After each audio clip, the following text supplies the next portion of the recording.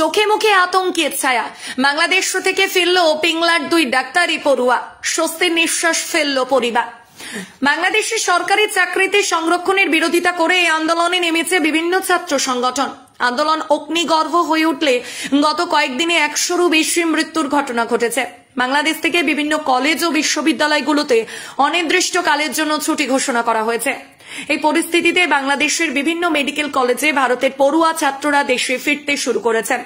গত রবিবার 200-রও বেশি পড়ুয়া ভারতে ফিরেছেন। অশান্ত বাংলাদেশ থেকে ফিরে নিজেদের ভয়ঙ্কর অভিজ্ঞতার কথা শোনালেন পশ্চিম মেদিনীপুর জেলার পিংলা ব্লকের মালিক গ্রামের 2 মেডিকেল পড়ুয়ারা। একের পর এক বাড়ি জ্বালিয়ে দেওয়া হচ্ছে, গুলি বোমার শব্দে কান পাতায় দায়, রীতিমতো প্রাণ হাতে করে ফিরতে হয়েছে দেশে। প্রসঙ্গত উল্লেখ্য, সরকারি চাকরিতে কোটা ইস্যুতে আন্দোলনের কারণে উত্তাল বাংলাদেশ। যদিও বর্তমানে সেই আন্দোলনের আজ কিছুটা কমলো, এখনো সেই আতঙ্কের দিনগুলো ভুলতে পারছে না বাংলাদেশে ডাক্তারি পড়তে যাওয়া পিংলার মালিকগ্রাম এলাকার বাসিন্দা শৈরিশ পণ্ডিত ও দেবজিৎ মাইতি। সেই ভয়ঙ্কর দিনগুলোর কথা ভাবলেই শিহরিত হয়ে উঠেছেন। বাড়ি ফেরার পর ছেলের আতঙ্ক কাটালেও বাবা মার আতঙ্ক এখনো কাটেনি। যেখানে মেন প্রতিবাদগুলো হচ্ছিল বা বিক্ষোভ হচ্ছিল, আমাদের হোস্টেল তো তার থেকে কিছুটা দূরেই ছিল। তো সামান্য আওয়াজ বা গোলাগুলির আওয়াজ, টিয়ার সেল আর স্মোক গ্রেনেডের কিছুটা আওয়াজ পেয়েছিলাম হোস্টেল থেকে। প্রথমত একটু আতঙ্ক লেগেই ছিল। তারপর তো হোস্টেল বন্দি, আর তারপরে 3-4 দিন পর তো ঢাকা এয়ারপোর্ট, সেখান থেকে কলকাতা এয়ারপোর্ট।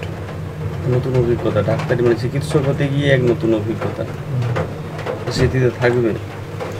চোখের সামনে এখনো ভাসে বাড়ি ফিরেছ, দৃশ্যটা দেখেছো চোখের সামনে? না, একদম যে মারামারি রয়েছে নিজের চোখে দেখেছি তা না। প্রথম থেকেই তো হোস্টেল বন্দি, তো অনলাইনে যতটা বা ফেসবুক এগুলোতে যা দেখার দেখেছি। মাঝে তো ইন্টারনেট বন্ধ করে দিয়েছিল, পরিবারের সাথে যোগাযোগ করতে পেরেছিলেন? ইন্টারনেট বন্ধ করেছিল ওরা 19 তারিখ থেকে, তো তার আগে অবধি যোগাযোগ হচ্ছিল। তারপর আইএসডিতে বন্ধু বান্ধবদের ফ্যামিলির সাথে যোগাযোগ করে যে আমরা সবাই ঠিক আছি এইটাই বলতে পেরেছি। আমাদের আসার জন্য রাত্রেবেলা আমরা অ্যাম্বুলেন্সে করে 50 জন মতো এয়ারপোর্টে আসি। তারপরে সেইখান থেকে পরের দিন ফ্লাইট ছিল। ফ্লাইট আবার এয়ারলাইন্স অনেকের প্রায় 50%-এর ক্যান্সেল করে। তারপরে আবার তারা বেশি টাকা নিয়ে সেটা একই ফ্লাইটে বুকিং করে আমরা আবার আসি। ডাক্তারি পড়ার উদ্দেশ্য নিয়ে গিয়েছিলেন। হ্যাঁ, নতুন অভিজ্ঞতা কি দেখলে চোখের সামনে ওখানে? চোখের সামনে মানে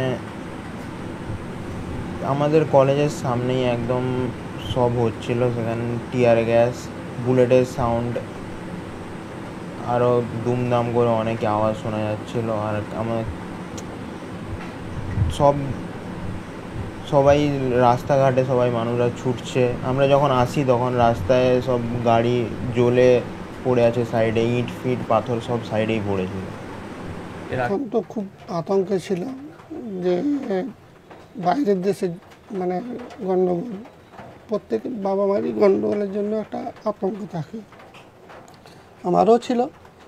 তারপরে যোগাযোগটা যতক্ষণ ছিল ততক্ষণ ঠিক ছিল, যখন ওই নেটটা বন্ধ হয়ে যায় তারপর কিন্তু বেশি আতঙ্ক হয়ে গেছিলো। এবার কী হয়েছে, যখন ও ফোন করলো ওখান থেকে তখন মোটামুটি আতঙ্কটা অনেকটাই কমেছিল। তারপর ও সব যোগাযোগ রেখে যখন বলছে যে এয়ারপোর্টে চলে এসেছি, তারপর থেকে আর অতটা তো বাড়ি এসে খুব দৃশ্য দেখলেন টিভিতে, ভয়ঙ্কর দৃশ্য। সে ভয়ঙ্কর দৃশ্য ভাবা যায় না, মানে তখন আতঙ্ক পুরো হয়েছিল প্রচুর। এই যে দৃশ্য চোখের সামনে দেখলেন, টিভির মাধ্যমে দেখলেন, এরপর ছেলেকে পাঠাবেন?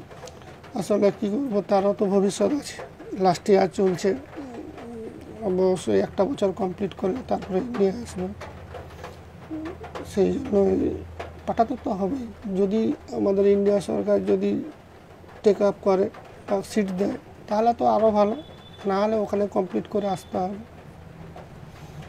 কি নাম আপনার? আমার নাম মৃগাঙ্ক মাইতি, ছোটখানি। বাবা হন আপনার? আমি বাবা।